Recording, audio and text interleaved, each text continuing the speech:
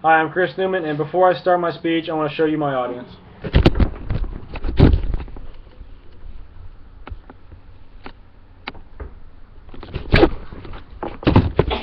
Alright.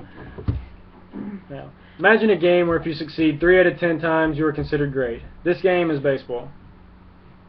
Now, today I'm going to tell you about an era in baseball where succeeding 3 out of 10 times just wasn't good enough for some players, and this era is known as the steroid era. The steroid era is a time roughly between the late 1980s to the early 2000s, and it's a time where players use performance-enhancing drugs to increase their output in the games. Now, in an ESPN article written by the Associated Press, teams averaged barely over 4 runs per game before the steroid era began. And now during the steroid era, teams averaged over 5. Now 1 run per game does not sound like much, but consider this. There are 30 teams in Major League Baseball, and each team plays over 162 games a year. Now 1 run sounds a lot more with that many games. Now, in 1998, which is considered probably the best year in the steroid era, two players were destined to break Roger Maris's home run record of 61. And these players were Mark McGwire and Ken Griffey Jr. And when the season started, these two players were tearing the cover off the ball, hitting home runs everywhere they went. And by mid-season, a third player joined the race. His name was Sammy Sosa. By the end of the season, Sammy Sosa and Mark McGwire ended up breaking the record when Ken Griffey Jr. fell just short. Mark McGwire hit 70, Sosa hit 66, and Jr. hit 56. And I got these stats off BaseballReference.com. Now, steroid testing began in 2001, according to a Bleacher Report article written by Zachary D. Reimer. This was also, ironically, the year that Barry Bonds hit his 73 home runs. Commissioners and owners everywhere decided it was time to clean up the game, and enough was enough. It was illegal, and they needed to put it into it. Now, with not everything in the steroid era was negative. Many positives happened during this time. In an article by Sean McIntyre, and his article's name was Baseball Steroid Era and Its Effect on the Game. He lists an entire list of pros and cons and what all happened during this time. One of the best things that happened was it brought fans back to the game after the 1994 strike.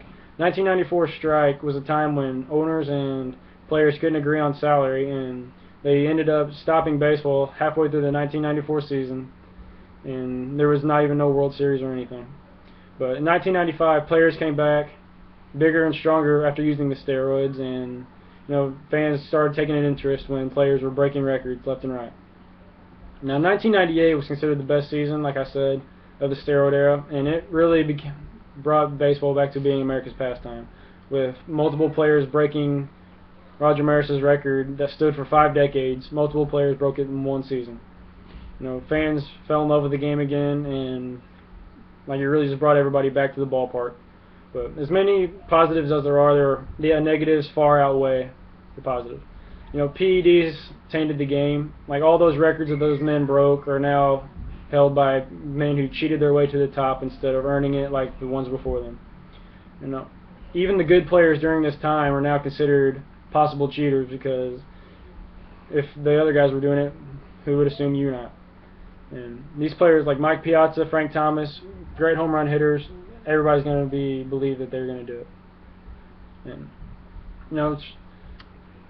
the sad part about it is kids who looked up to these players were all let down. I've been a baseball fan my entire life, and I know if the ball players I watch and play came out with steroids, it'd be devastating. And it happened to many kids back in these days. The worst part about what the side effects of the steroid era leave now is the Hall of Fame debate. Which players should enter the Hall and which players should stay out. And this year 3 players were elected in, but all these players, none of them were considered to ever use steroids. But all the players that did use steroids now were not even allowed. And it was even stated in an article by Benjamin Case on Fansided.com that players who use steroids and PEDs will never enter the Hall, and I believe that is rightfully so. They've earned that. And one steroid user that even won an MVP was Padres third baseman Ken Caminiti, and he had his own words to say about the steroid era and what steroids really did. In his words, "It's still a hand-eye coordination game, but the difference with steroids is the ball that usually would land in the warning track would now go out of the park. That was the only difference." And like I said, that was said by Ken Caminiti, who won an MVP trophy while using steroids with the Padres. Now, in conclusion, steroid era had many positive and negative effects on the game, but what's important is to remember the players that did not use the steroids during this time. The greats Greg Maddux, Tom Glavine, Frank Thomas, all these great players played in this time, and regardless of whether they use steroids or not, this is a very important time in baseball, and it should always be remembered. Thank you for watching.